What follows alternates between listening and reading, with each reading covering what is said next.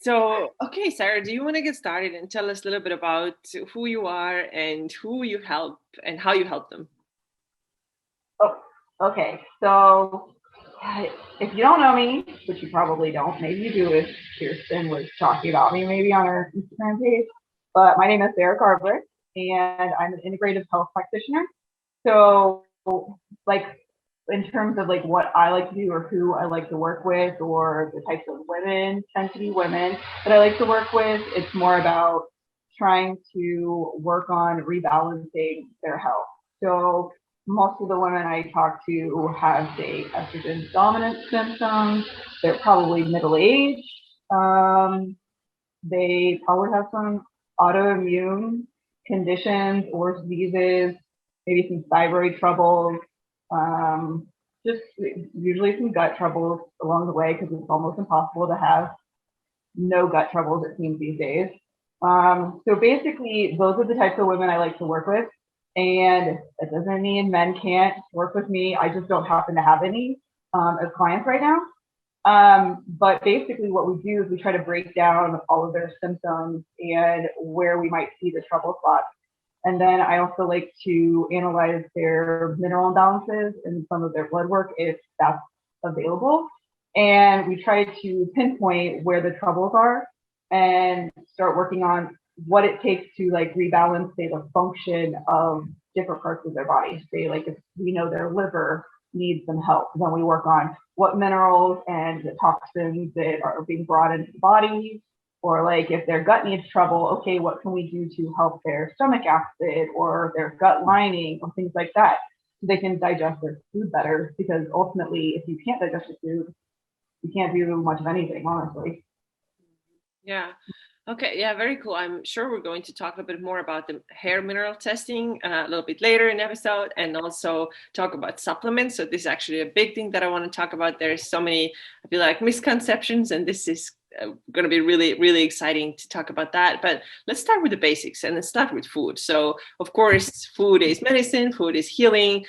So, what are some of the nutritional principles that you teach to your clients that you see are almost like universal?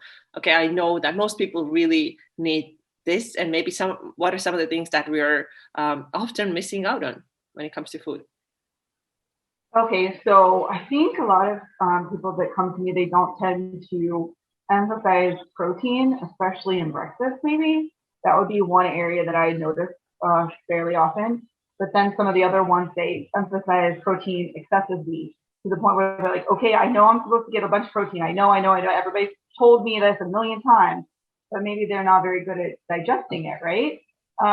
So it's like they're trying to get it in and it's just not working for them, or maybe they're working on macros and so we go heavy on the protein and then they end up maybe cutting the fat too much, or maybe they're trying to do more fats and less carbs, and then that ends up pushing in a bunch of vegetables, right, to try to fill them up more so with less calories.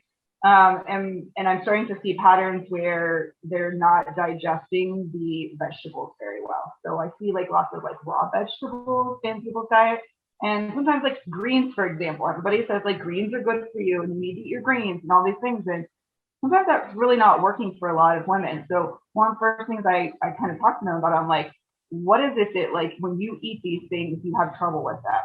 Because sometimes it's really not that advantageous to eat greens, honestly. There's not a lot in them. Everyone's like, oh, there's all these minerals and blah, blah, blah. But it's really based on the soil that it's grown in. And compared to all of these other foods, they're not really that nutrient dense, right?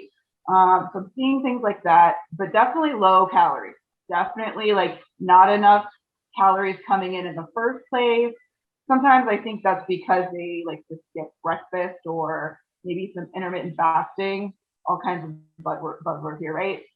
Or maybe women are coming in with like a keto type diet, and that's not sometimes supportive of hormones in particular. So it's like each person is different, and I analyze them individually. But what I am seeing is people are scared of, say, red meat, and there's just so many good vitamins in red meat that I'm like, no, no, no, no, don't be scared of red meat, please, please, please. Like, a bad red meat, in my mind, like a low quality red meat, it's still better than like most chicken products that are out there, which is like to most people, of course, chicken is like the fallback protein that you see pretty much all the time on people. But so like the red meat for sure, because there's just a lot more vitamins and minerals in it, generally speaking. And then maybe like too many lower carb or starches. Like maybe we prefer, say, rice or grains versus potatoes and starches or something like that, right? Like a root vegetable or something. And there's a lot of great potassium and things like that in our root vegetables that people are missing out on if they don't go with the potato, and they like prefer the grains, for example, or they like more bread and things like that. So I feel like sometimes we end up getting stuck in these patterns, and it really is giving us these gaps in nutrition. We're afraid to eat animal fats for sure. Like I see that often.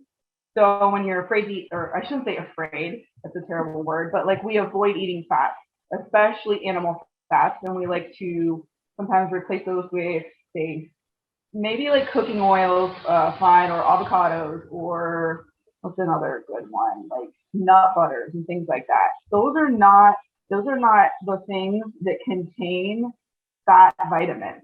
A lot of fat vitamins are in animal fat. And so I find that a lot of people are missing those. And people are like, well, what do you need those for, baby? Like, so like vitamin A, for example, you can't really find that in a lot of different foods. That one's really, really hard to get without intention. I mean, pretty much everyone that comes to me, vitamin A retinol is very low on their list. And we'll probably get into the whole mineral debacle later, so I won't bring it all up. But that is one of the ones that I see being an issue. And I see what other vitamins were there? Vitamin K, which is good for like blood clotting. I mean, like all of these like muscle tissue and all these other like really important things that we need to have good structure. Like we want to have good bone structure. We want to have good, muscle. We don't want to be prone to injury, like all of these things. And if we're not getting fat soluble vitamins, then we're not going to be able to keep our bodies so robust. And I think a lot of women, I've seen a lot of people talking about like lots of extra injuries, maybe like knees, maybe hips, whatever it is, but they like injuries or osteoporosis at a very early age, things like that, where I'm like, whoa, what's going on with your body? What are these minerals? And like, are we probably missing some fat soluble vitamins? And then, of course, the question always ends up being like, if you are eating them, are you digesting the foods that have them in it? And so that's why I like to really dig into not only what they're eating, but making sure they're able to digest it. And that seems to be a lot more trouble than you would think. The stomach acid and not having enough, like, say, enzymes and bile acids to digest fat and fat vitamins for sure. I don't know, that was a long speech about talking about food. I don't know if we got it all in. Yeah, no, it's good. So you really emphasize the importance of animal fats, right? So, and you talked about the vitamin A, retinol. So why is that important? So, I mean, vitamin A does a lot of things. But one of the things that I see it's actually good for your skin.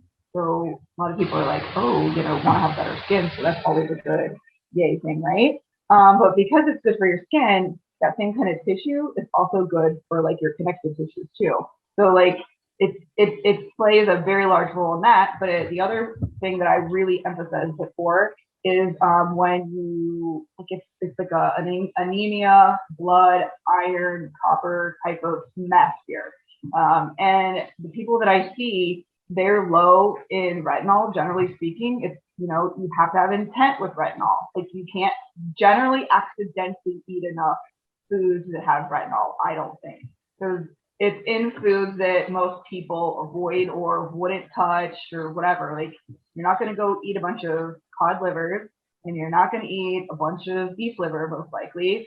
So if you aren't eating those two, it's going to be really hard to get that retinol in. But the reason I tend to emphasize it more than anything is because it has to be in place in order for your body to properly use and manage iron.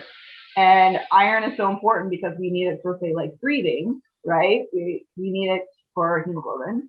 So that's for like carrying around oxygen in your body. But it's just one of those things where iron is coming into our body at a very high rate. You don't even need to try to eat iron food. It's going to be in your meat. Like there's like, it's very rare that you ever see anything like a person that's truly low in iron. What happens is their iron isn't in the blood. It's being removed from the blood as a protective mechanism, because iron is one of the like most unstable things to have in your body. Iron and oxygen are both very unstable. And when they get together, like you get inflammation and rust and things like that if they're not properly managed.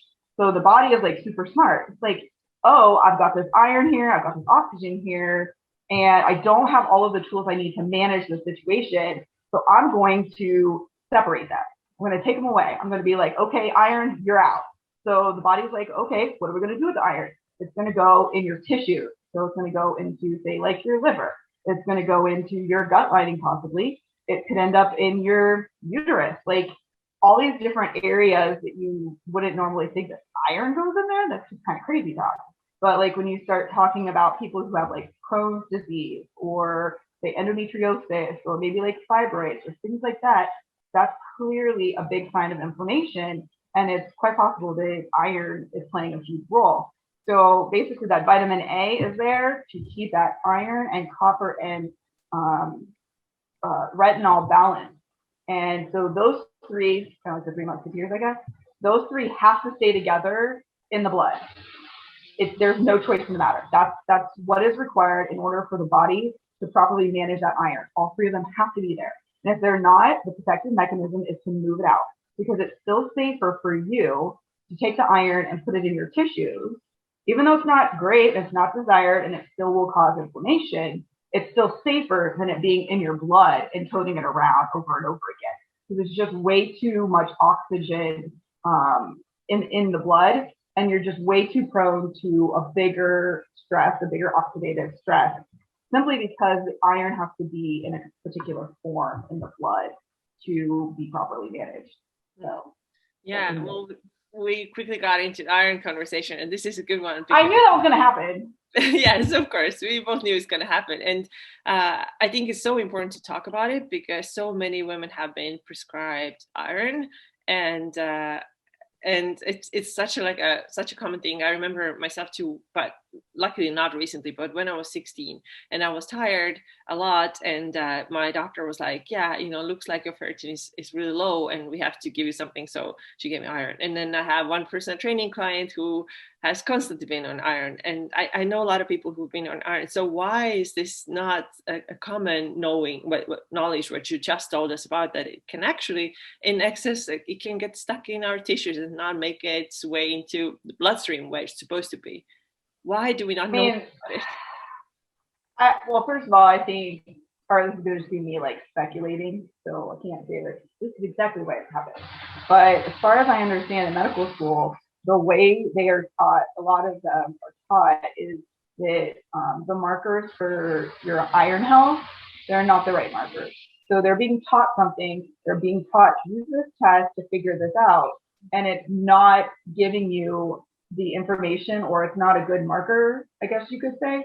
So, for instance, a lot of people will come in, and I've had this happen, where they check their ferritin level, right? If you were saying, and they say ferritin is the thing that we test to make sure that your iron's okay, blah, blah, blah, blah, blah. Ferritin isn't even a true iron marker. So ferritin is actually protein made in the liver, and it does participate in iron metabolism. Okay, so there is it is connected to iron, but it's not what I would call like a usable iron.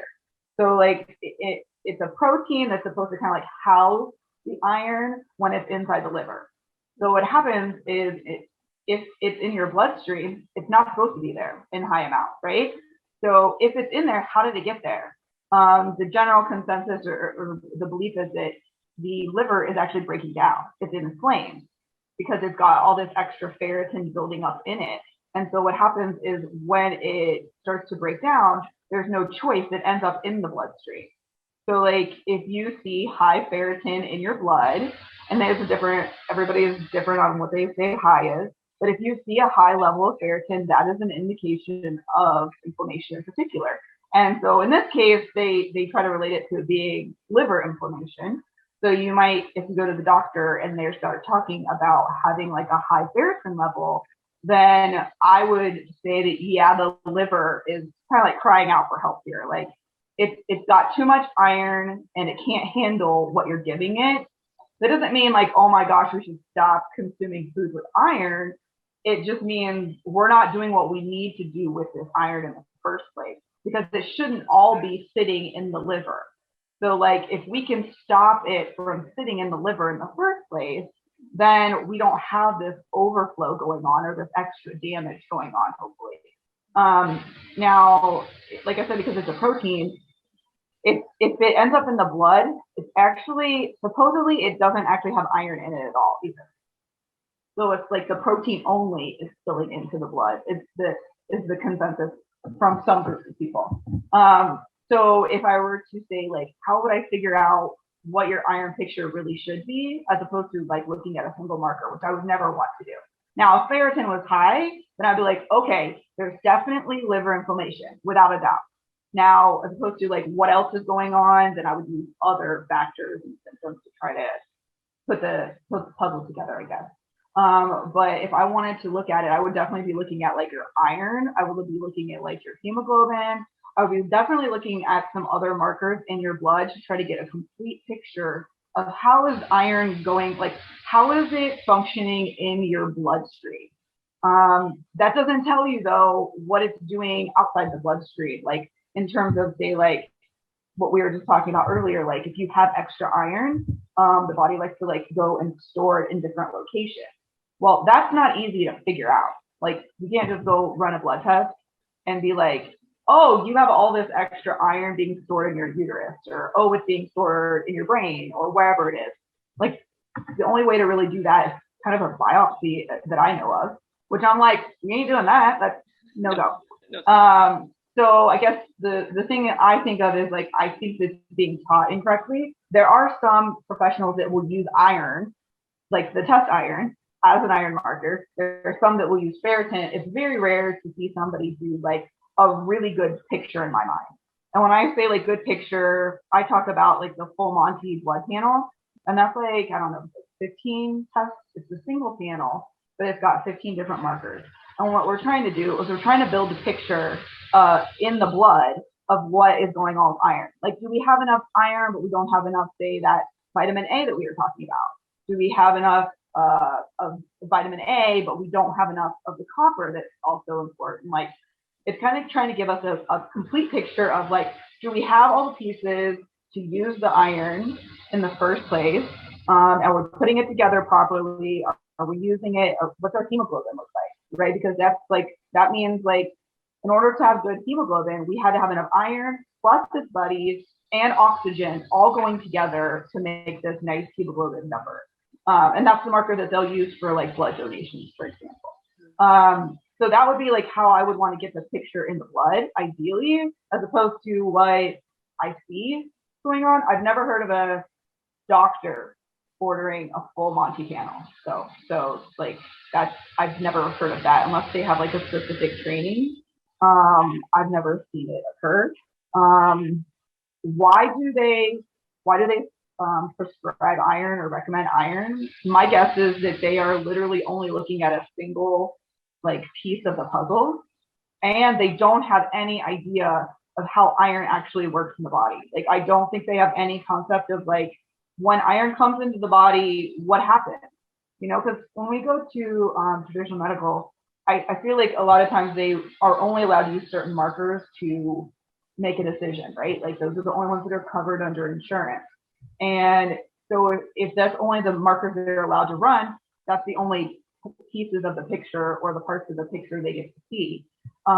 So unless they truly believe they need to see more of the picture and they're willing to go out and go farther with that, knowing that like it's probably not going to be covered by insurance too, right? So that's another piece of this.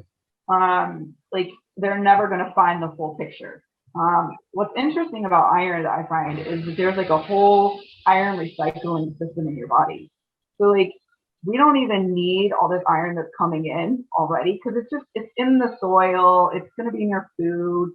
You got plenty of it coming in. And that's if you're not even eating like the iron fortified foods that you see. Like if you open up like packaged foods and things like that, you'll see lots of like enriched flours or, you know, certain things where like they've taken a normal grain or whatever it is, usually it's like wheat, things like that, but like they will add iron directly to it. So like if you look at your label, you'll be able to see that it's been modified in some way, but then your nutritional label will also have like an iron amount in it. Cereal is a classic example of like high levels of iron in it, and you would be shocked at the amount of iron probably coming into like a kid who's eating regular cereal on a regular basis. But anyway, so we have this iron recycling system. So it's basically about, it needs like 25 milligrams, I think it is, something like that, 25 milligrams of iron on it, like on a daily basis to do proper function for like oxygen and like all of the important things that iron has to do. Iron has to be there for like your mitochondrial function too. So don't think that it's not just oxygen, it's like energy. Like, I mean, it's really like a very important piece of this. We want to have like the ideal amount of iron and in use. But anyway, so the system that has like 25 in it, it recycles 24 of them the next day. So you only need like 1 milligram of iron in theory coming into your body on a regular basis. We are all getting well over the 1 milligram. So unless there is an actual medical condition going on, the average individual has so much iron that there's no question that we have plenty. We just need to be able to use it appropriately.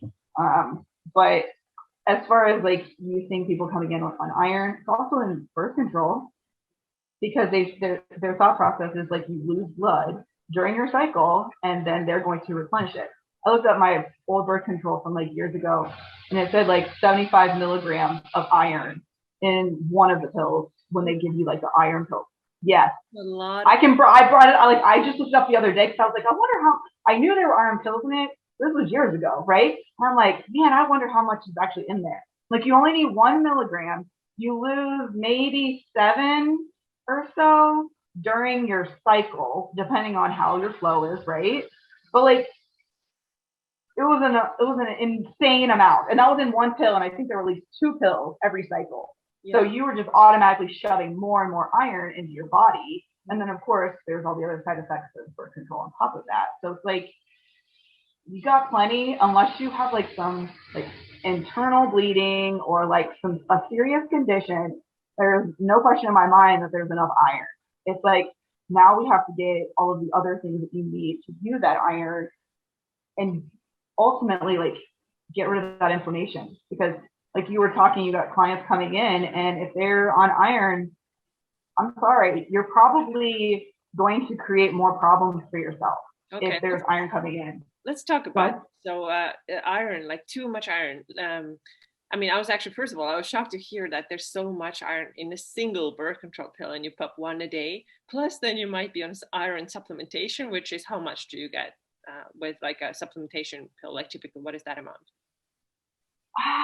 Actually, I don't know. Maybe like 8 to 15, something like that. I would have to check. I think it also depends on like if they give you like an actual prescription versus like just an iron supplement. But I think it varies. Like the doctor can choose from, and you can get that stuff on the counter too. Right. Of course, yeah. You can just like go on Amazon and buy a bunch of stuff, right? It's also in multivitamins too. Like most multivitamins have iron added to them also. So you don't even necessarily realize you're doing this to yourself either. Yeah. And then you may end up with like, let's say like 80 milligrams of iron a day while you actually need it only once. So of course it's not going to be used the way it's meant to be used, and it's going to get stuck in the body the way you said. So what are some of the consequences of that happening when we are on this iron supplementation, really believe that we should be taking it, but actually we are maybe low in copper or vitamin A, we just don't know that. So what can happen as a result of over supplementing with iron? I mean, anything that you can relate to inflammation, like if you're inflamed, right, like you end up like fluid retention, and also iron and estrogen have this nice dance that they do together, because iron is considered a pro-oxidant. So when iron is there in the presence of oxygen, it can create oxidative stress / inflammation. Okay, so estrogen is actually something that's very useful. It's an antioxidant. Now, we all hear about antioxidants all the time. Like, antioxidants are great. They help us with oxidative stress and help them with this, blah, blah, blah, blah, blah. Well, the body will make more and more estrogen to try to counteract that extra iron that's running around in there. Even if it's not in the blood, if it's in your tissues. So a lot of people, you will find that, like, this is a classic trio that I see from women. And that is, like, they report a history of anemia or like symptoms of anemia, or they've been diagnosed with some sort of anemia. They may have done the supplements or pills. Estrogen dominance for sure, like heavy period cramp, like all of these kinds of significant estrogen surges and drops in their cycle. And definitely like a weight loss type of issue. There's also another one that histamine likes to play a role. So you see these trios of issues with it. And that's just one example. But when you end up with somebody that's estrogen dominant or they have that extra iron, they're inflamed. And when your body is inflamed, that means your body is stressed. And when your body is already stressed, it doesn't want to do anything. It is on damage control at that point, right? It doesn't want to lose weight. It doesn't want to do any of those things. It is trying so hard to just handle the current situation. And if you try to lose weight, losing weight is a stress. It's a controlled stress, right? I mean, it is like you're trying to get your body to do an exact certain thing that you want it to do, and it takes a lot of effort, and it's an extra stressor. So like one of the things that, you know, a lot of us will talk about, right, is like, is your body even ready to lose weight? Is it in any situation, any condition to even think about losing weight right now? Are we so incredibly inflamed that we have got to deal with that before we can even think about that? And of course, nobody wants to hear that kind of stuff, like you got to wait, but it's a fact. But anything that's inflammatory could be related to iron, in my opinion. So definitely like the weight loss piece, but like the extreme periods that we were talking about. But like this, eventually it'll. We talked about like how the ferritin could build up, right? So that's more inflammation. That means the liver is working harder. So then all of the things that involve the liver would be in trouble now too, right? So what does the liver do? The liver does like processing of everything, processing of fat, processing of estrogen, processing of chemicals, glyphosate, processing of heavy metals, like just all of these very important jobs that it has to do. Then, and it just keeps building and building and building. The histamine thing is definitely on the list of trouble that I think a lot of women don't realize that they may be connected. I know a lot of people that have like a histamine history. So like they have like a history of like sinus trouble. But also like if the iron is being stuck in the gut lining, we're talking about some gut problems. I mean, it spills over into your digestion. It spills over into your liver function. And then of course, if your liver's not functioning great for your fats and stuff, then you're probably going to end up with maybe some constipation now. So like and this involves like, we could go to sleeping, we could go to like brain function, because our neurotransmitters would be involved in like gut health too. A buildup of toxins like will contribute to tons and tons of things. So it's just this really big, I hate to say mess, but that's the world we live in. And I feel like that's one of the pieces that has to be addressed. It doesn't mean iron is the only problem a person has. And if you fix that, then you're going to be great.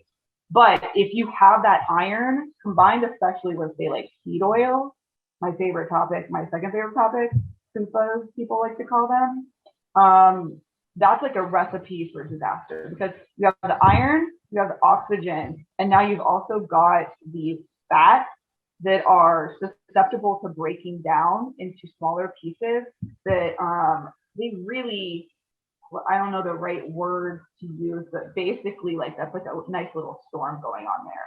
And that's really the issue. Like if we only had some iron and some oxygen and we were handling it with some copper and some retinol, if we've still got a bunch of say like not so great quality foods and oils coming into the body, we can't overcome all of that. Like we can only handle so much stress.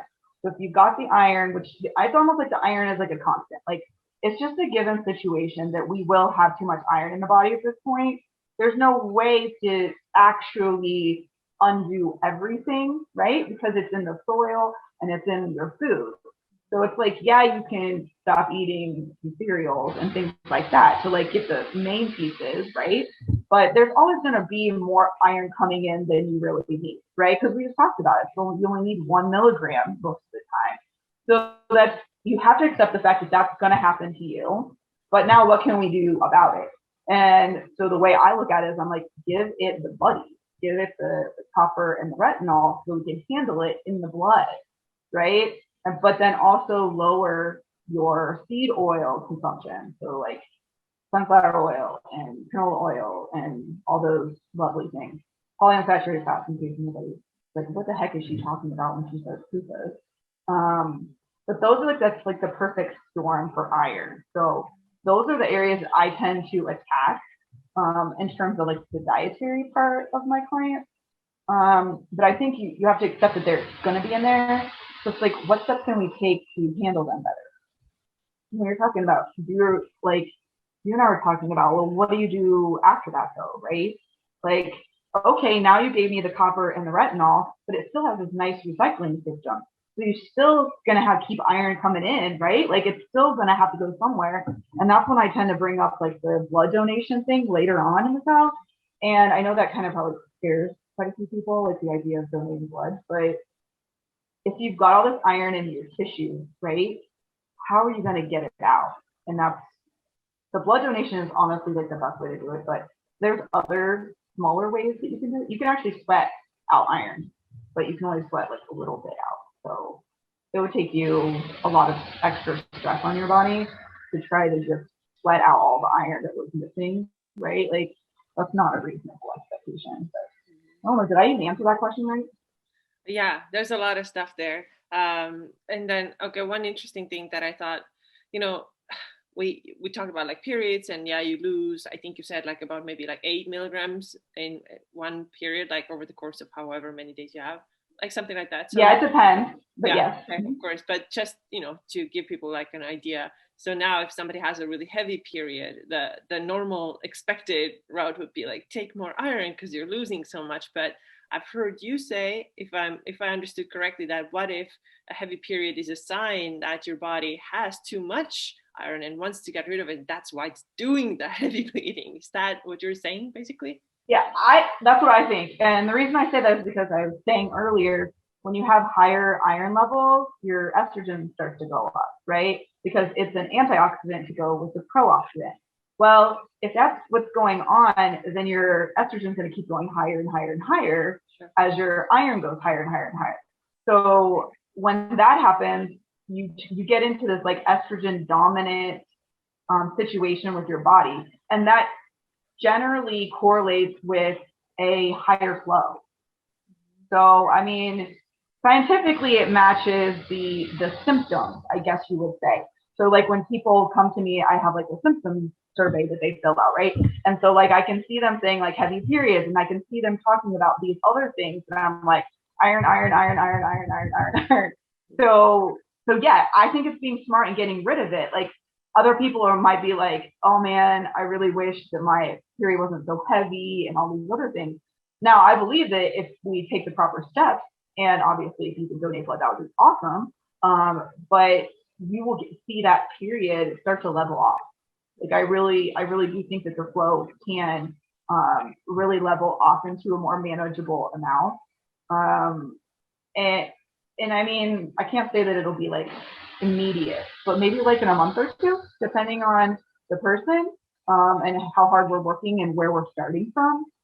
I think it's reasonable to think that, but yes, I truly believe that like if your body wants to bleed, like if it's when it bleeds, other than like obviously you having an accident, it's doing it on purpose. Like everything that your body does, it's telling us something. We just have to figure out what it's telling us. It's not stupid. It's compensating the best it can for the situation that you gave it. Now, did you mean to do all of these things? No, but like the fact remains, like your body has to handle all of the stress you give it, and it's just doing its best. So I really wish people would stop seeing like that their body is almost like failing them, but it's like no, no, no, it's doing its best work for you. It's working hard for you. We just have to be smart enough and sensitive enough to be like, oh, this is why it's doing it, you know. And not everything can easily be explained, but like I really think that the high estrogen and the heavy flow, I think that one, I truly believe that yes, because you don't end up with a lot of extra estrogen in your body typically from anything other than iron. Now there could be other things going on, like other toxins coming into that, because it could be like stimulating. So like what do you call those xenoestrogens and things like that coming into your body? Sure, that could definitely happen. But I would argue you probably have that in the presence of iron. So it's kind of like you got, you know, both of them probably going on at the same time. So there's still probably estrogen is still playing a part in that inflammation and that trouble, because it's never just one thing going wrong. Never. Yeah. Yeah. Okay. So we covered iron, one of the big ones. There are some other supplements too that people are taking fairly easily and believing that they're really good for them. So one of them is omega-3. Do you want to talk a little bit more about that? I think this debate started like actually like maybe like this week or something on Instagram. But so the way I look at omega threes and any fats coming into the body is like, is it a food that would normally come into the body? Like omega threes are in say fish, right? So I wouldn't say that that's like a major source of food, or like diet for most people, right? Like, and what I mean by that is like ancestral speaking, right? Like, over time we didn't have like all this fish oil coming into our body. That was not how it happened. This is definitely like a manufactured product that we've decided to take on. So the way I look at it, but any fat coming in is I'm like, is it a fat that the body can tolerate? It can handle it, it can break it down, and can it use it? You know, like that's what I think about almost any supplement. Is like, can the body recognize what it is? Does it think of it as like a useful thing? Can it break it down well without a bunch of say like extra toxins coming out? Like when you break down certain things in the body, like it might start out okay, but like by breaking it down, it might actually create more problems. I mean, that does happen with fat. So fats coming into your body, some of them like are totally fine as is, but the body has to break them down. So like with the polyunsaturated fats, for example, they're very susceptible to breaking down and creating like these radicals and things like that in your body, which are inflammatory. Fish oil, it's sort of the same idea. The item itself is a string of it's a lipid, it's a fat, but it has to be broken down into smaller pieces so that your body can go ahead and use it for various things. Because fats are in like all of the cells of your body. Like you have to have that. So anybody that says like low fats is the answer, not even interested. Like that's crazy talk to me. But so the fish oil in particular, so if you think about fish are like cold water animals. So that's like a cold temperature. Our bodies are not cold. Our bodies are 98 degrees or whatever you want to call it, right? So generally speaking, when you take some oil that is meant for like a lower temperature and you put it in an environment that is warmer, it's going to break down, but it's going to break down in a way that you probably don't want it to break down. And it's going to probably create more problems than creating like solutions for your body. Now, what I've read so far about like the omega-3s and fish oils in particular is that I don't think there's a long-term study on either one of these. Like they do maybe like a 30-day study I've seen. And so they'll show there's like could be some benefits from taking these short term. So maybe 30 days might be okay. I still question that, but I'm just going to go with the studies, not what Sarah thinks. So it only gives us an idea of what's going on in the body and what markers they measured, like what blood markers they measured, and or like symptoms for like 30 days. Well, what happens after 30 days? Because people go on supplements, they think that like generally speaking, they stay on them. They don't go on a supplement for 30 days most of the time. They think that like, hey, if it's supposed to work for 30 days, it'll probably work for longer. So this is going to be better for me like long term. So when I encounter people, they've been on them for quite some time. So that's the way I think about the omega-3s and fish oil, is that like it's not breaking down the body in a positive way, so that it's going to give you a long-term positive result. So I personally would take someone off of it, or would not recommend omega-3 fish oil. Also, a lot of them are probably already rancid, to be honest with you, which means they're already partially broken down when you get them. So I definitely wouldn't want anybody to ingest something that we already think is already basically almost like toxic from the very beginning, right? Mm-hmm. Okay, yeah. So that was and I will go ahead. No, it's just interesting to know. I think another thing that people don't know about and take pretty easily without much, consideration. It's very popular with my clients that went to naturopathic doctors in particular. Now, I'm not saying all naturopathic doctors are like that, but it seems to be a very common supplement that's coming from that side, not just like a regular medical doctor. I see it from that too. And I also think that it's pretty popular as a recommendation in general for like people that aren't going to a doctor, if they're like reading about it or something. So I think anybody could end up coming in as a client and taking it, but it doesn't seem to be very one-sided in terms of like who's telling them to take it. Okay. You can't hear that dog in the background. All right, so let's talk about one more common supplement, and that is vitamin D. Oh, you have everybody's a thing with that too, right? Taking vitamin D. So why is that not a good idea, potentially? So vitamin D is a hormone, or prohormone, like depending on how you want to look at whatever is in that bottle. And the way there's lots of reasons I don't care for it, but I will say that I supplemented vitamin D to the point where my blood tests showed I could have caused damage. So I'm not saying this just because this is what I think for somebody else. I did this to myself too. And I will say, like, I am my own person. This was, my mistake to make, right? But I think it's an honest mistake, because everybody's talking about like, you need good vitamin D levels in order for this and that and the other thing. There's just lots of pieces around the vitamin D thing, but like one of them is like, let's say your doctor says, your vitamin D levels are low, right? That's like the common thing. And so then their answer is to give you vitamin D, like the liquid form usually, and to take it to bring your levels up. Well, that test that they do is a storage form of vitamin D. So that's not a vitamin D that is even being used in your body right now. That's like the overflow of vitamin D in the body. So we don't really need a lot of like overflow of vitamin D. We just need some of it in case like we get sick or something happens or whatever. So the way I think about it is like, if that's the test that they run on you, which is, it's called a 0,25 OH or something to that effect. But anyways, that's the form of vitamin D that they usually are measuring in your blood. Now, what I would like to do is, if somebody is still concerned about it, is I would do a second test for them.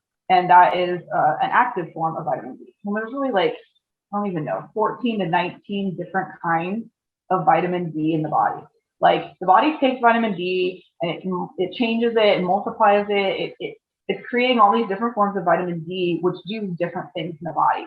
Some of it is for like your immune system. Some of it is for like your bones. Some of it's in the kidneys. Like there's all these different forms, but there's a dominant one, and that is like a 1,25 would be the test. And that's the one that they tend to do for when they want to check your kidney levels.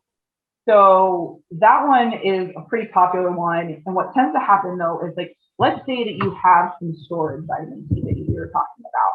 And this happened to me. And so you keep on raising that storage form. What happens over time is the body is going to see that there's too much storage form. And it's going to convert it into an active form. But if your body doesn't need the active form, then it still has to handle whatever you throw at it. So what happened in my case is like it converted it to that other form that was active. Well, that form is also active in bone and calcium management for your body. And so what I've actually heard happen to some people is like, let's say you supplement vitamin D for an extended period of time. It'll start potentially pulling calcium out of your bones and joints. So we don't want to give the body more than it needs. We want to keep that nice, pretty balance so that your bones, because your bones go through this build up and breakdown process regularly. It's totally normal to have some bone breaking down and building it back up to like make it stronger, et cetera, et cetera. That's part of how the body operates. But where you run into trouble is when you don't get that buildup again, you break it down and then you don't replenish that material. And so over time, what you end up happening is like an osteoporosis type of situation where you just have so much bone breaking down that like certain parts of your body become weaker. And so you see this like pretty often with certain people. Like if I ever hear that a client comes in with osteoporosis in the back, like they've already been diagnosed with it, or osteopenia, which is like before you hit osteoporosis, it's an in-between status of your bone is starting to break down, but it's not as broken down as the porosis one is. But that's just an indicator to me that like, your bone is breaking down. Why is your bone breaking down? Is it because we aren't giving you the things you need to build the bone back up properly? Or are we giving you vitamin D that's breaking it down on top of that? Like there's more to that than that. And also iron does play a role in this bone breakdown too, just to stir the pot even more for you. But the vitamin D for me is like, I want to have like the Goldilocks amount of it. I want to have the Goldilocks amount of everything, let's be honest. Like I want the right amount of estrogen, I want the right amount of progesterone, I want the right amount of everything, because that's balance in your body, right? So the vitamin D for me, that one's a really big point, because again, we want that nice amount. We want the kidneys to be functioning properly to where it's nice and balanced and they can do their job, but we don't want them to work harder. We don't want the bone to break down. The other thing that happens with vitamin D is like we were talking about vitamin A earlier. Vitamin D and vitamin A share the same receptor in our body. So if you are overdoing it on vitamin D and you're taking vitamin A stuff, you're not going to get the benefits of that vitamin A that you need, because you're kind of overflowing the D. So there's just so much vitamin D there, and that it's just going to push out the vitamin A that you're giving your body. That's just going to overwhelm it. And there's nothing that the body can do to kind of fix that problem. So that's just another piece. There's more to the vitamin D story, but as a general rule, I'm just very careful with it. And then of course, my answer to everything is like, can we get you some sunshine? Like, please, can we get vitamin D the what quote unquote right way? And so some people will be like, but Sarah, I live in Ohio, which that's where I live. And we don't get like sunshine and we don't get vitamin D levels, right, during winter. Well, generally speaking, let's say you go and you get good sunshine the other parts of the year when you can. The body is super smart. It doesn't just dump a bunch of vitamin D because it's not summer anymore. It doesn't work like that. A fat soluble vitamin is one of those things that tends to stay in your body long term. So it's great for that reason, right? Because then like the vitamin D will stay in your body for sunshine time. But here's another fun thing. The vitamin D has to be made, right? So when you get the sunshine, the sun is not vitamin D, right? The sun is like something that the body has to take and convert it into a usable vitamin D, right? So funny thing, they need cholesterol and retinol to take sunshine and make that wonderful vitamin D. So we don't want to disrupt that happy balance. But the bottom line is like, if you get good sunshine in summer, then it will carry you through winter. Like there's actually been studies that have been, like they tested people at different times of the year, and they can see that they still maintain a reasonable level of vitamin D. Now, of course, that's the storage form, but the assumption is if the storage form stays at a good enough level, then your active form should stay at a reasonable level too. You could always obviously do more testing to check the other ones periodically too. So like if somebody was worried about something like that, they could say, measure, say, like every 6 months instead of like doing blood work once a year or something like that. You could check it then. And then, of course, I should have led with this, but that storage form of vitamin D, I was talking about like how that's like the amount that's available for the right? That's the extra amount that the body needs if something goes wrong or they need a little extra vitamin D. So when that's low, that means your body is somehow pulling that extra vitamin D. It needs it for some reason. So in general, that vitamin D test, that storage test, it's more of an inflammatory marker. So like if it's low, then it's probably a good sign that you're probably inflamed. Now, that being said, you probably already know you're inflamed.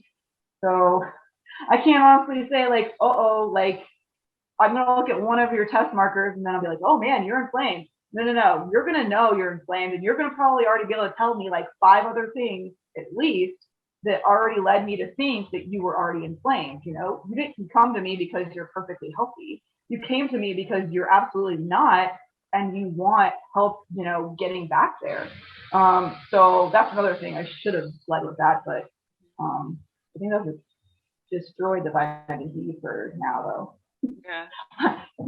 Okay, so let's get maybe to our one of the last topics, but it's a bigger one. It's minerals too, and then talk about magnesium also. Speaking of minerals, so you were using a specific type of test that I also did, the hair mineral test, right? So it was good. It was really insightful. So can you tell people what it is and what it can do for you, what it can show? How is it maybe also different from blood tests?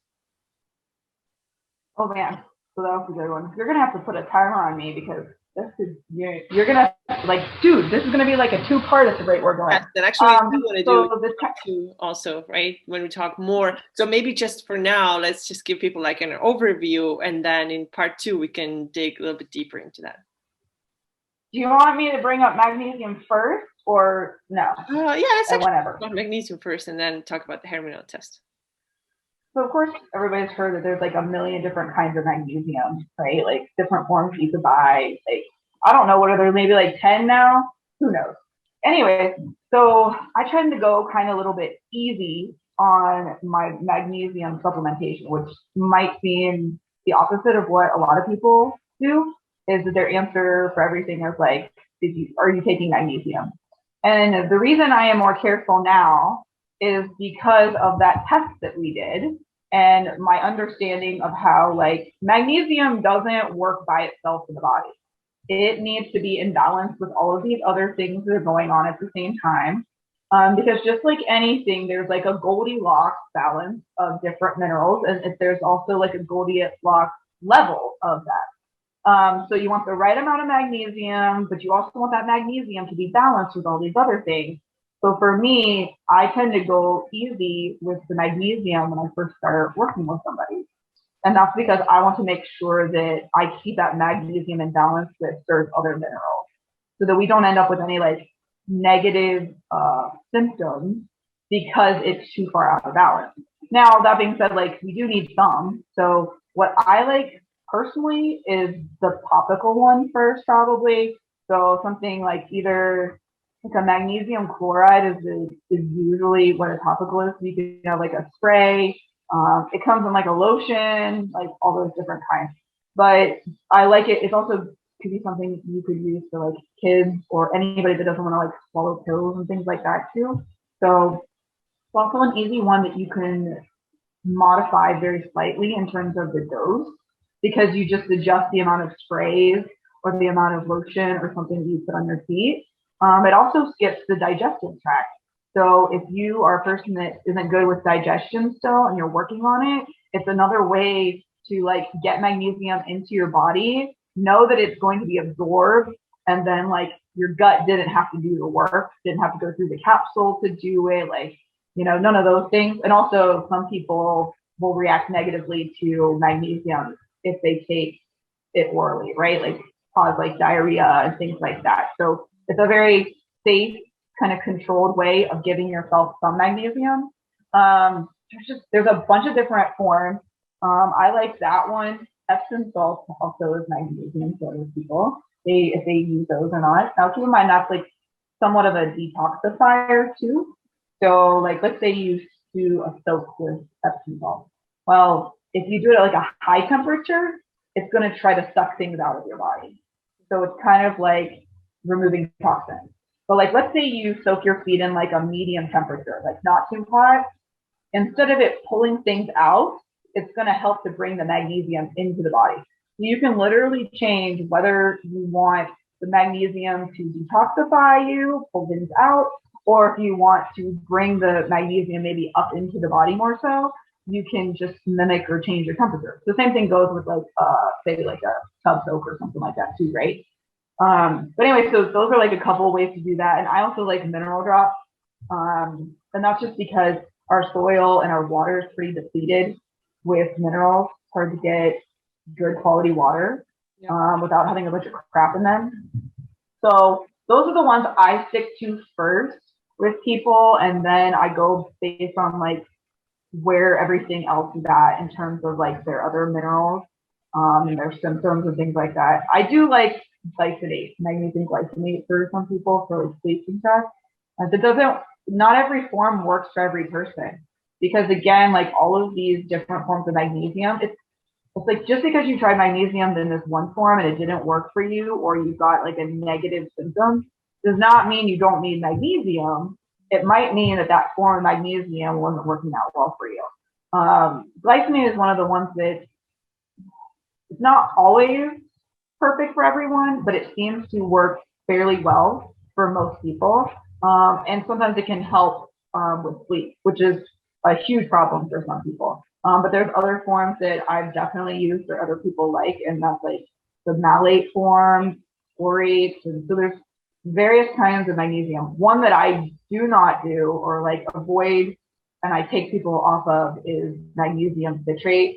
And that, I know a lot of people use that so that they can make themselves go to the bathroom because it's definitely one that's recommended highly if you're constipated. However, based on like, there's some studies that show that it's actually going to mess with your copper.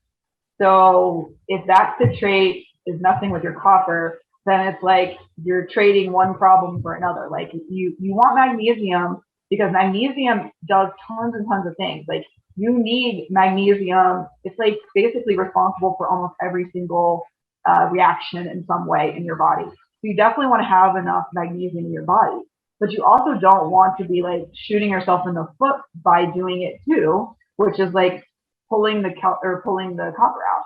So that's going to mess with your iron, and your iron is probably one of the reasons you need extra magnesium in the first place because you have extra stress from something. And iron is one of the stressors in your body if it's sitting there and not being used properly. So I wouldn't want to do more damage, right? I'm trying to help the body feel better, not like accidentally make it feel worse. So citrate is the main one that I like avoid for people, and I will try to take them off of it.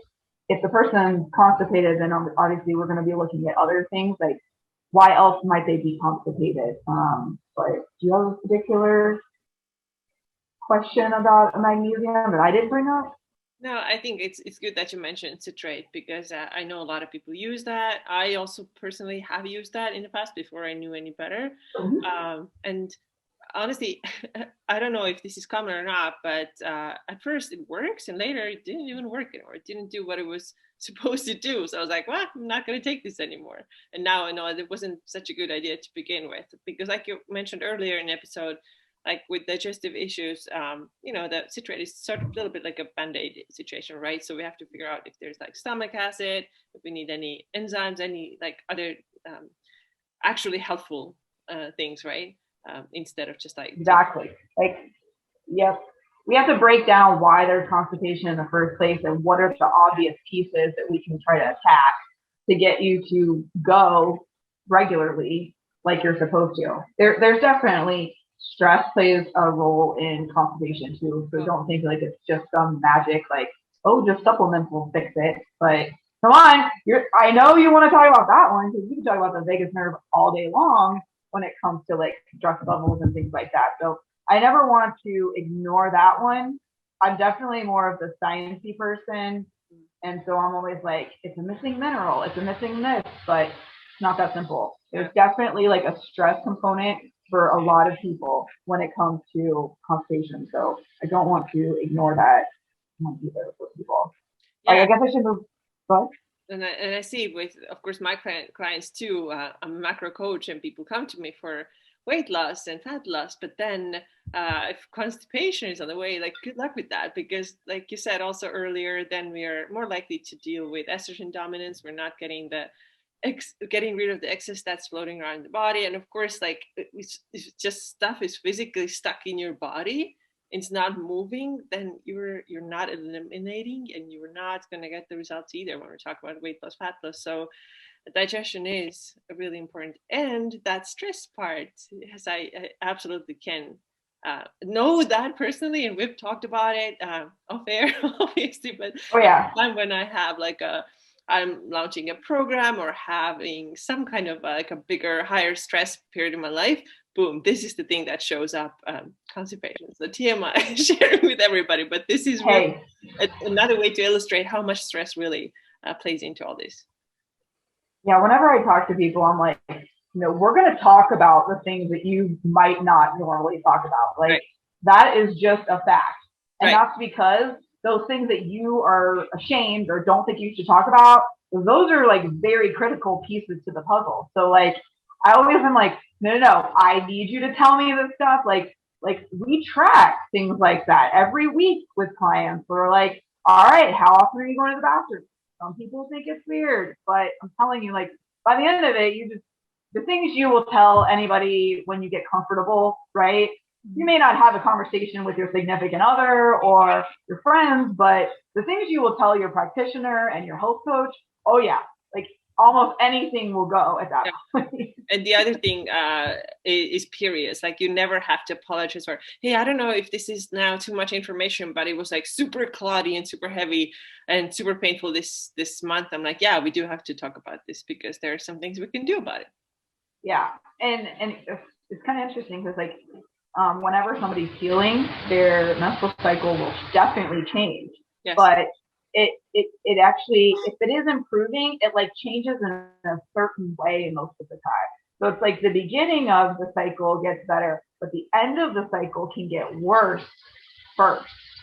Because the end of the cycle is when your estrogen, you're trying to get rid of all that extra estrogen, right, before you have your period.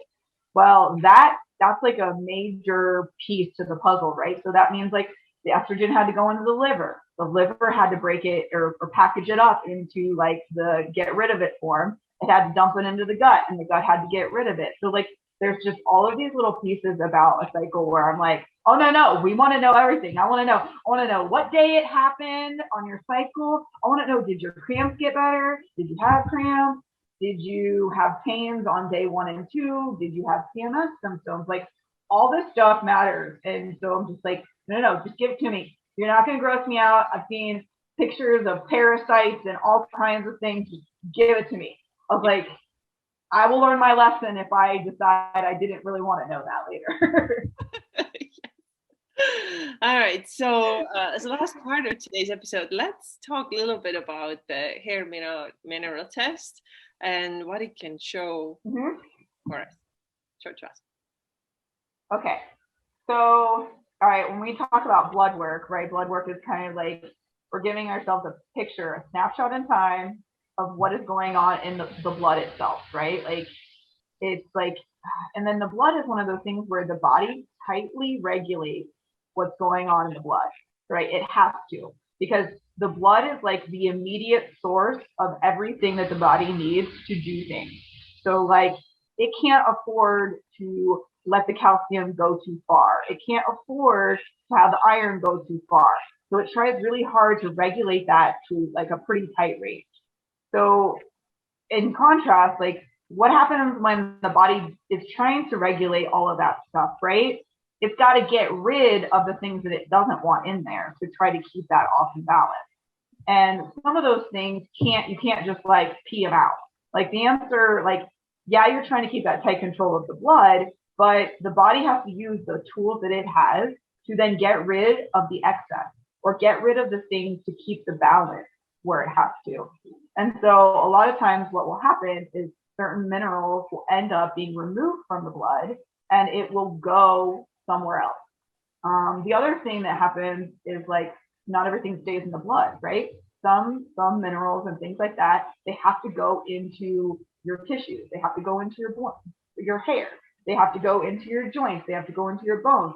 So like each mineral and vitamin or whatever is different as to like what is its job in the body. So where would it live? Where would it tend to be? So like if you measure say B vitamins in your blood, maybe B vitamins, they don't really do anything in the blood so much. So like measuring B vitamins in the blood doesn't tell us, did the B vitamin get to the organ that needs to use it? So some tests, like for blood tests, aren't the best tests for anything. So like people like measure their B12 levels in their blood, for example. And I don't really consider that to be an awesome measurement. That just means great, you got B12 in the blood. Did we do anything with the B12 that you put in there? Like I need to know, did the body use the B12, right? So there's like not every blood test is a good blood test. Just because you can choose it, just because you can order it, doesn't mean that that is the thing you should be doing. So a good practitioner is going to know what test needs to be done to confirm something, and they need to be able to order that test and read that test. So in terms of a lot of minerals don't stay in the blood. So a blood test for minerals most of the time isn't a great test. So that's when I use the HTMA test that we talked about, or that you did, what was it, a couple months ago, I think? 2 months ago, maybe? Anyways, so HTMA is hair tissue mineral analysis. So it is a test where we cut a piece of your hair from the back of your head next to the scalp. And what that's going to do is like an inch long piece. It's going to give us kind of like a timeline of about a month to month and a half, sometimes 2 months, depending on how fast your hair grows. It's going to give us a picture of what happened during that time period in terms of your minerals. And so that could mean heavy metals, but that can also mean just minerals in general. And that's because the hair is kind of like, it's considered a tissue also, just like everything else. But I consider hair to be kind of like, it's the last thing that your body uses energy for. Okay, hormones and hair are kind of what I consider to be not important to survival, right? So like if your body is not feeling well, your hair is probably not going to look awesome, and your hormones are maybe they're not really showing up at all, right? If your body is stressed out, it's going to worry about the day-to-day things that your body needs to stay alive. It does not care about you having shiny, pretty hair, and it does not care if you can get pregnant. It's trying to prioritize basic health needs, not what I would consider to be, an excess or a nicety. Obviously, a very healthy person, that's not going to be an issue here.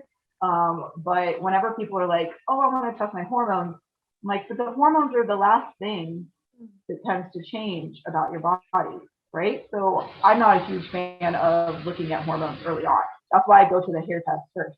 So anyways, back to the hair test. So it's kind of like going to give us a measurement of almost like the overflow of minerals in your body. So you want to have like a little bit of overflow of minerals to know that you've got yourself enough. So that would be like the ideal range in this test. And then if you got too much, then that's a sign of like the body has overdone it. It's sucking through or blowing through a bunch of minerals for some reason, and you're trying to figure out why it's using so much of that up. And then if it's low, it's your body is probably like so incredibly tired and depleted that it's either not able to absorb the item in the first place, or the body is so stressed that it's trying to do a minimal effort because it's just entirely too stressed out that it can't handle doing a lot more work.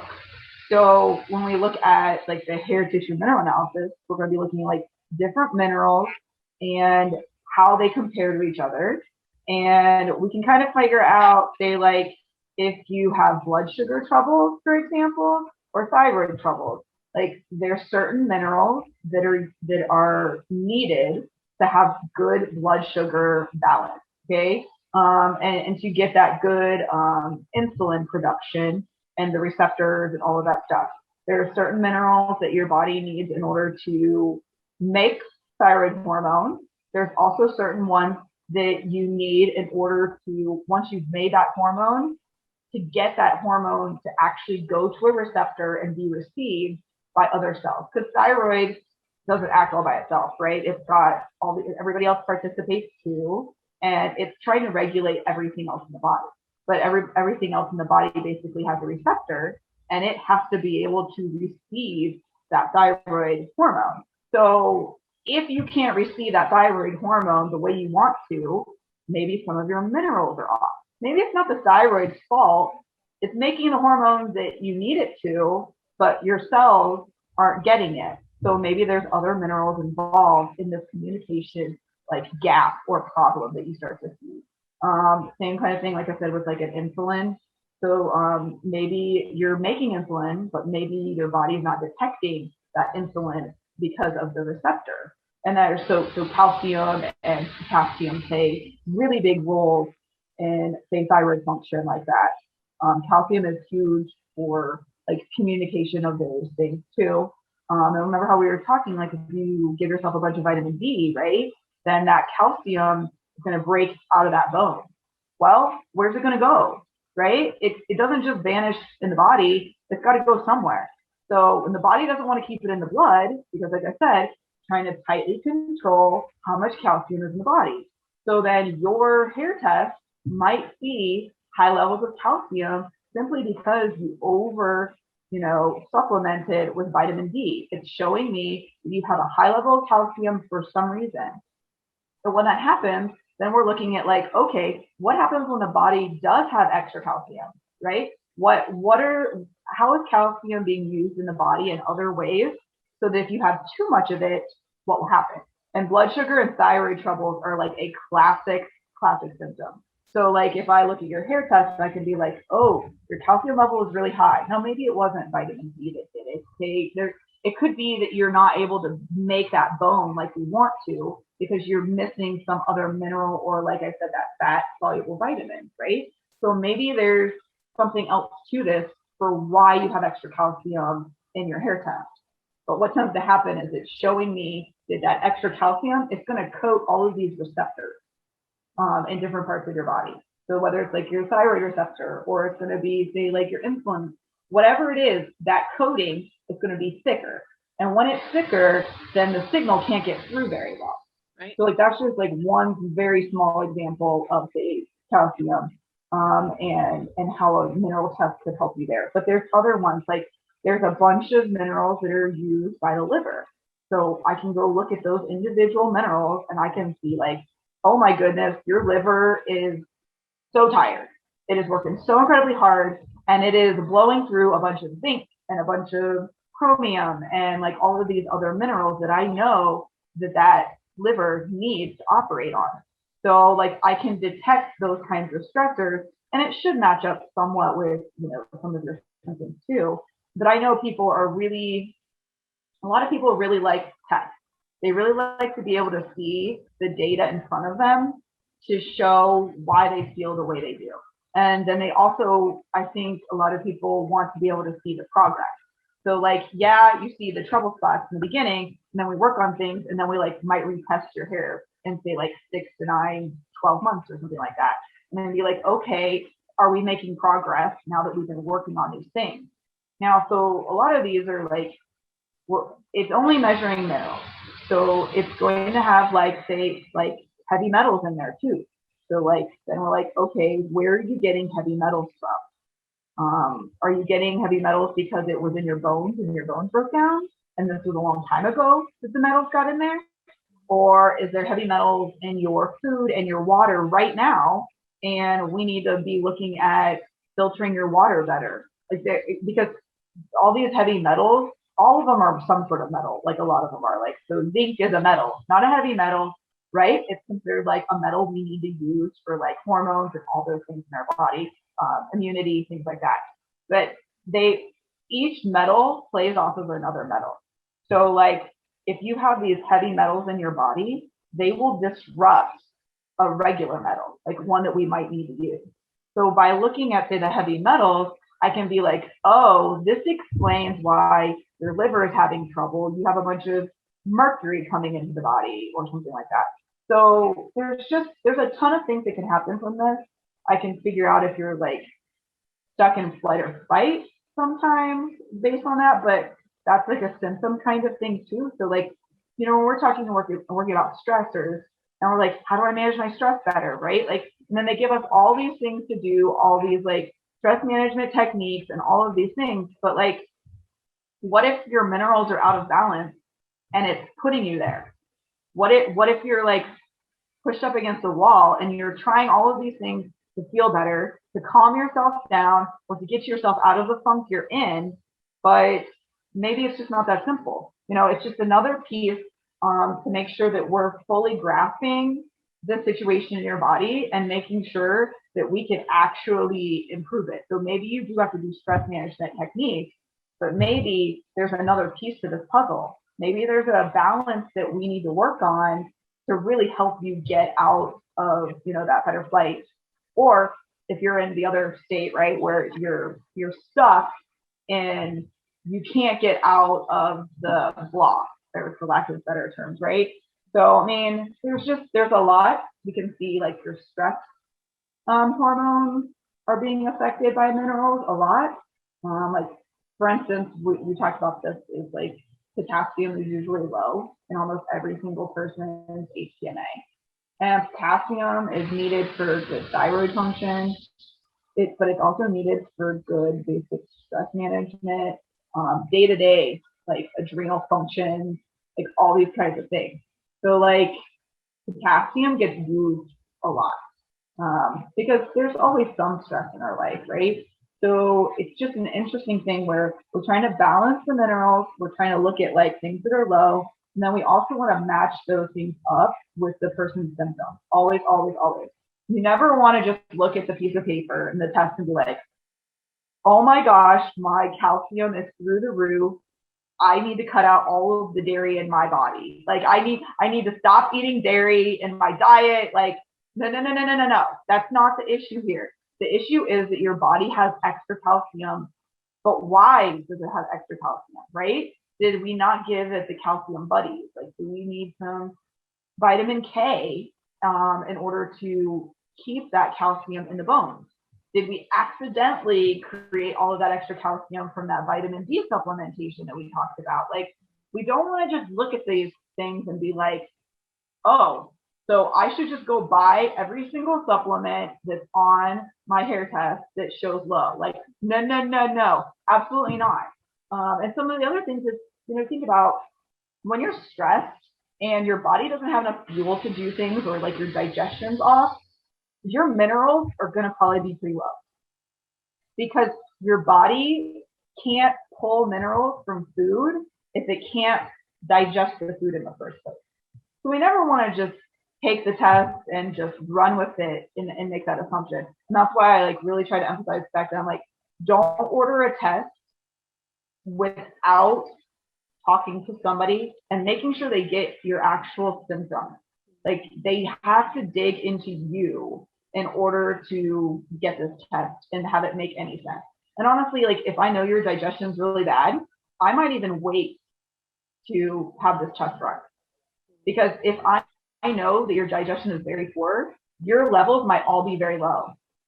And I'm very big into, I want to order the test that gives me information to help you.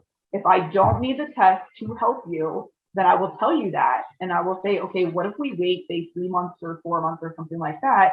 And then we start to see what happens when you bring up your digestion. First, you're able to absorb nutrition better. And then your HTMA test is going to tell us a little bit more on its imbalance. Now, that doesn't mean don't do it up front. I'm just saying that that could be a situation where maybe we wait to take the test because I want the test to be useful and I want it to give us, you know, a starting point and a way to move your health forward, basically. So I just murdered, I think, the HTMA test for you. Yeah, well, this was super useful for me. And I think the next episode we do, maybe not right after this one, but we will do part 2. And I think it would be interesting for listeners to get an example of what it looks like, what we can get from it, like what kind of information we can get from it. You already talked about how to do it, so it's just basically like cut a piece of your hair. Don't worry, it's not that terrible. And we can just go over maybe using my example, and I don't mind sharing because I'm not perfect either. I mean, there are small things to fix. There is nothing like huge, major, but still some things that I'm now working on. Taking the mineral drops you mentioned right here in my water glass, and eating more liver and all that kind of stuff. All the things that you recommended. Yeah. Let's do that. Let's do the episode. I think people have been following you for a while. They know that you eat a lot more nutrient dense foods than the average person.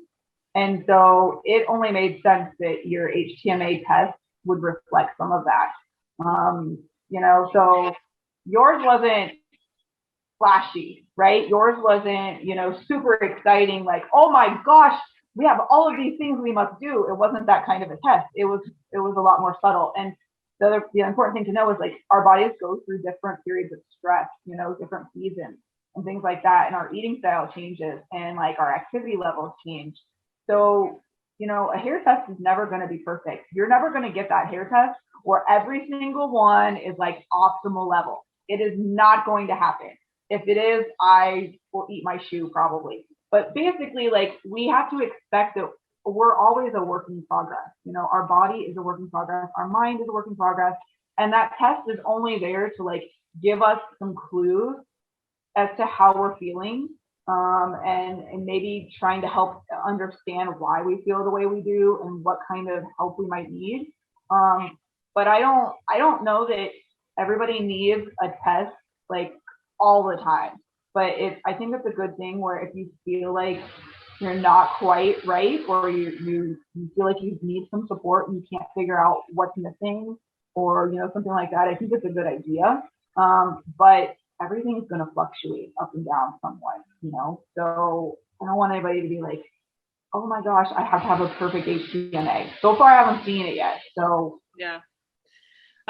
Okay, so we have to wrap it up, but maybe last 2 minutes, can you tell people where to find you, and if they want to work with you, how they can do that? So I'm basically active on Instagram, way too active some days. Question Box Tuesday is very popular, it seems. Yesterday was rough, or not yesterday. Tuesday/Wednesday was rough. But Sarah.Ryan.wellness is my handle. I want to check it out. I tend to do Question Box Tuesdays, do some posts. I'm still building up more and more things. So we'll just see how that one goes. But if you want to check out my page first, because maybe you want to see if you like how I handle things or how I talk about things first, because I do work virtually. So, I mean, I can understand how people, don't want to work with somebody if they aren't comfortable, right? So I think it's important for you to like resonate with the way I talk, and if it works for you. It is kind of out there, I think. It's no different, I don't think, than what we're talking about today, though. Like, I think today was a pretty good example of how my Instagram page really is. But if you want to work with me, I have a link in my bio. And what I tell people to do is check out my services. And generally speaking, like, my suggestion is to consider like the 6-month contract, simply because it takes a while to make changes with people. So I don't do, for instance, that HTMA test, I don't do a single appointment with that test. So like, I want to help the person get through like their trials and tribulations. I want to talk to them every week. I want to see how they're doing, and I want to make sure that they don't need help, or we don't need to change the plan and things like that. And so I will not work but a single visit, only like a long-term contract. And that's because I want everybody to succeed, and I don't want anybody to have a bad experience because I didn't have that ability to develop a relationship with people. So that's where you can find me. Oh yeah, everybody go check out Sara and her Instagram, and then I'm sure if they have questions, if you have questions, you can ask. send her Oh, yeah. DM and then use that question box on Tuesday, and just some grass cutting happening outside. So this is a good time too. And they just did that before we got on here at my house, so we got it right in between. All right. Well, thanks so much, Sarah, and I'll talk to you again soon. All right. See ya.